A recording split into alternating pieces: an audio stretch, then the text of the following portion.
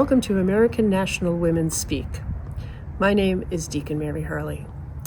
The American National Catholic Church is an independent jurisdiction that embraces Catholic tradition while maintaining an inclusive approach.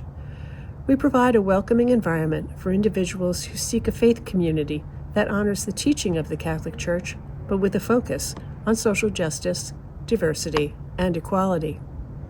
The ANCC emphasizes inclusivity in ministry, offering full participation to women and LGBTQ+ individuals, and is committed to serving the spiritual needs of its members. And now, today's reflection.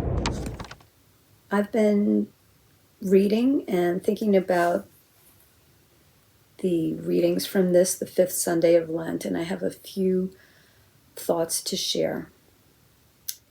The first two readings, both from the prophet Ezekiel and also from St. Paul's letter to the Romans, have references to the Holy Spirit. In Ezekiel, "And you shall know that I am the Lord when I open your graves and bring you up from your graves, O my people.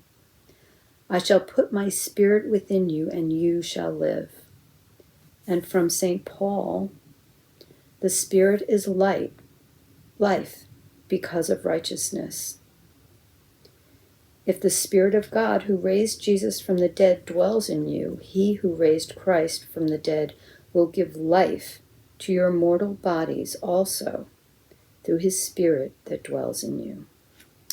So they both speak about the Holy Spirit. And I've always had a soft spot for the Holy Spirit.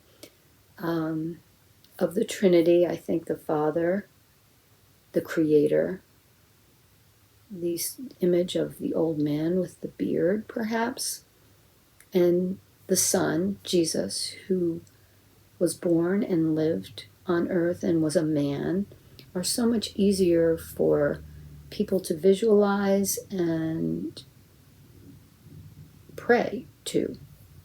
The Holy Spirit is a little bit more challenging. What is the Holy Spirit? Who is the Holy Spirit? When I used to teach religion class, I would start that lesson by saying, "What is a verb?" And kids would look at me like, "Huh?" And I'd say, "What is the definition of a verb?" "It's an action word." I'd say, "Well, what's Nike's motto?" And they would say, "Just do it." And I would say, these are like the Holy Spirit. The Holy Spirit is what pushes you, motivates you, and gives you action to do the good that you should be doing, the good that needs to happen. It is the force of action.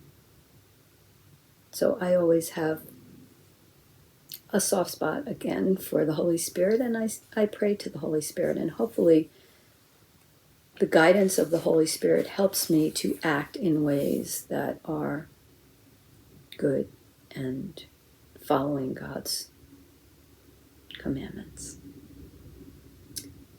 So when I got to the gospel today and started thinking about that the story there is Jesus raising Lazarus from the dead. And to me, two things stood out. Number one was the humanity of Christ. So Jesus had been, we're getting close to the crucifixion, the resurrection, and our stories are all telling us about miracles. And so Jesus is dealing with the woman at the well and the blind man, and those things are all there for people to see and for people to be amazed at and realizing that Jesus is God. When Jesus got word that Lazarus was sick and then dying and dead, that I think really was difficult for him and struck him, because those people, Mary and Martha and Lazarus, were his dear friends. They were like family to him. So this really cut to the chase, and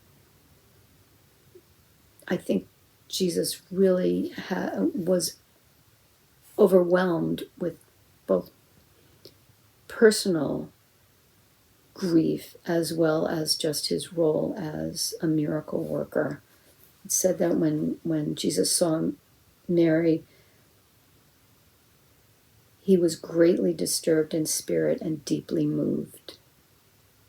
So I think this just, when I read this story, I just think how, because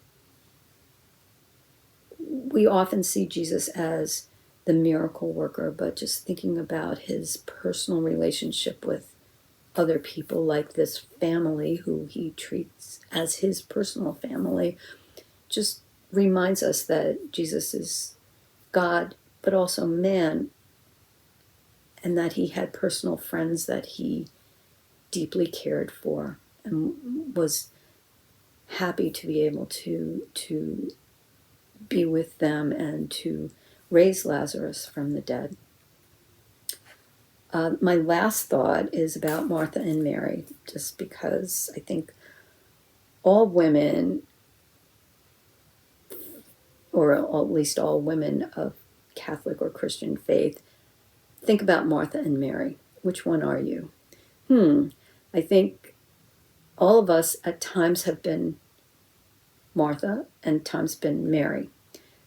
Maybe we want to be Mary and listening to stories of Jesus, but a lot of times we're Martha.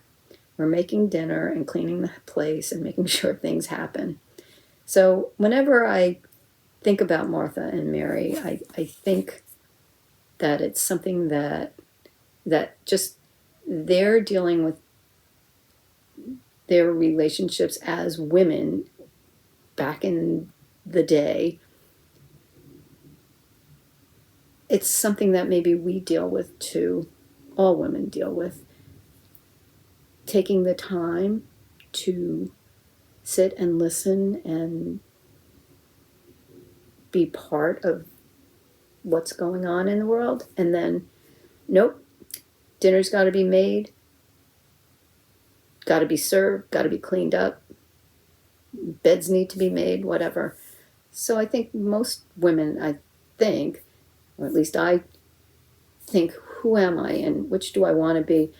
But again, somebody's got to be Martha, because stuff's got to get done. So those are my thoughts. I hope you found them interesting. Good night.